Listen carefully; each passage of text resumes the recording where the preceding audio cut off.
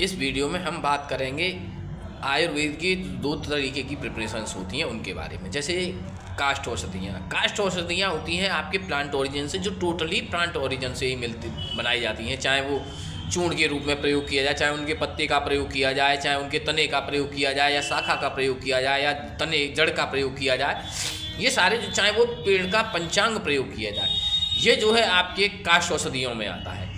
रस औषधियाँ जो है जितनी भी आपकी भस्में होती हैं, जैसे मान लीजिए आपको अभ्रक की भस्म बनानी है, तो अभ्रक की भस्म को बनाने के लिए क्या किया जाता है, कुछ कई तरीके हैं। कुछ लोग इसमें पारद और गंधक और ये पारद का और इसका अभ्रक के पत्र जो है शोधन करके उनको उसमें रख के लेप करके उसमें एक सराबे में या उसमें कुल्हड़ में या सरैया टाइप का जो सराबा होता है उसमें रख दिया जाता है। फिर उसको बंद करके चारों तरफ से सील कर दिया जाता है और उस सील किए हुए उस शराबे को उसमें अब आग में रख दिया जाता है, उपलों की आग में। जैसे अब उसका भी अलग अलग भस्मों के हिसाब से या अलग अलग उनके हिसाब से अलग अलग पैटर्न चलता है कि जैसे किसी को गजपुट देना है, किसी को महागजपुट देना है, किसी को कपूतपुट देना है, किसी को कुकुटपुट देना है।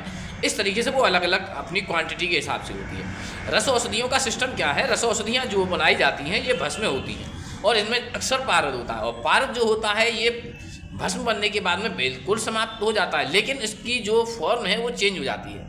फॉर्म चेंज होने का मतलब है ये बिल्कुल इजीली डाइजेस्टेबल हो जाता है और शरीर में पाचन भी इसका अच्छे से हो जाता है। लेकिन होता क्या है, फिर भी कुछ लोग कहते हैं नहीं साहब ये मेटल्स वाली औषधि जो ड्रग भस्म है ये थोड़ा सा नहीं प्रयोग करना चाहिए। अलग अलग सभी ऑथर्स का अलग अलग इसमें अपना अपना विचार है, और इसी विचार की वजह से कुछ लोग जो है रस औषधियों को कम प्रयोग करते हैं और कुछ लोग काष्ठ औषधियों को ज़्यादा प्रयोग करते हैं।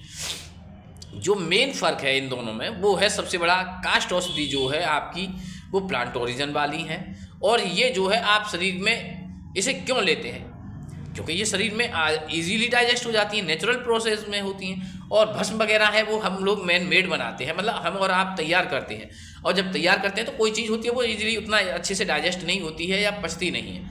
लेकिन ऐसा नहीं है कि वो बिल्कुल नहीं पचती हैं, और उनकी मात्रा जो है काष्ठ औषधि की मात्रा ज़्यादा होती है। जैसे अगर हमें किसी को आपको जो है 3 ग्राम चूर्ण देना है तो वो काफ़ी दिखेगा, लेकिन रस औषधि जो दी जाएगी वो मात्र 125 mg या एक रत्ती के हिसाब से बहुत कम मात्रा में दी जाती है। इसलिए रस औषधियों का प्रयोग ज़्यादातर लोग करते हैं, और रस औषधियों में ही आपके ये सारे जितने भी कुपीपक रसायन वगैरह हैं ये सब आते हैं आपके। और रस औषधियों की सबसे बड़ी वजह जो है प्रयोग करने की कि इनकी डोज की वजह से, और इनमें इनकी स्मेल खत्म हो जाती है। काष्ठ औषधि है, जैसे आप मान लीजिए आपने धनिए का चूर्ण लिया या धनिए का आपने या सौंठ का चूर्ण लिया, उसे आप इस प्रयोग करते हैं तो सूंघते हैं तो इसमें स्मेल आती है, अजीब सी महसूस होती है, डिस्कम्फर्ट महसूस होता है। लेकिन रस औषधियों में ऐसा कोई मैटर नहीं आता है। रस औषधियों में तो भस्म बन जाती है, उसका कोई भी उसका स्मेल नहीं महसूस होती है, तो उसे पेशेंट मरीज जो है आराम से प्रयोग कर लेता है। इसलिए कुछ लोग रस औषधियों को प्रयोग करना और इनका शरीर पे असर भी अच्छा आता है, इसीलिए कुछ लोग रस औषधियों को प्रयोग करते हैं। तो बेसिकली इन दोनों में यही मेन डिफरेंस है, एक तो मात्रा का, शरीर में यूज़ का। रस जो है अच्छे लंबे समय तक प्रयोग नहीं किए जाते हैं, रस औषधियाँ हमेशा कुछ समय के लिए ही प्रयोग की जाती हैं, जबकि काष्ठ औषधियों को आप लंबे टाइम तक प्रयोग कर सकते हैं। लेकिन रस औषधियाँ जितनी भी हैं उनको कम से कम ज़्यादा लंबा प्रयोग नहीं किया जाता है। यही मेनली इन दोनों में अंतर होते हैं, और यही जो मेन चीज़ है इन दोनों के बीच की कि इसलिए और कभी भी कोई भी आयुर्वेदिक औषधि हो उसे हमेशा किसी डॉक्टर से पूछकर उसी के देख रेख में लें। ऐसा नहीं है कि किसी ने बताया और आपने अपनी मर्जी से खा लिया, उसकी डोज ज़्यादा हो जाती है, नुकसान नहीं करती हैं, लेकिन उसके शरीर में दुष्प्रभाव उतना भयंकर नहीं होता है, लेकिन नुकसान कर जाती है किसी किसी को। जैसे मान लीजिए दूध है, अब आप 1 गिलास पीजिए, किसी को आप 1 लीटर दूध पिला दीजिए, कुछ नहीं होगा।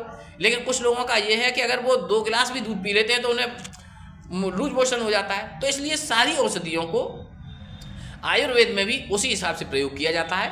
हमेशा चिकित्सक के अनुसार प्रयोग करें, और अगर कोई समस्या होती है तो आप हमारे चैनल को सब्सक्राइब करके रखिएगा, और इसी चैनल पे आप अपना मैसेज भेज के आप उसे पता कर सकते हैं।